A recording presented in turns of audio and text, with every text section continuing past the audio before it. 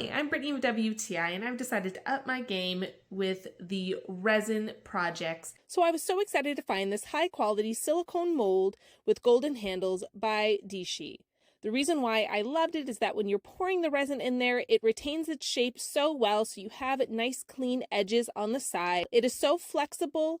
The measurements are so good. When you take it out, it comes out so easily and nothing sticks to it. And the best part is, because it is made of silicone, any shards or bits that get attached to it, because sometimes it can be a little messy when you're making a resin project, it comes off so easily. The handles are designed to actually just set in the resin, but I kind of wanted a little bit more to grab onto, so then instead I actually drilled the holes, and then with the screws that came along with it, just attached from the bottom. It worked really well. It came with everything that you needed. It is so flat and level, which is really important for when you are using the tray. You're putting crackers, snacks, cheese, nothing is going to roll off as you are using it as a serving tray. So definitely go check this out. I was not disappointed, and that's my point of view.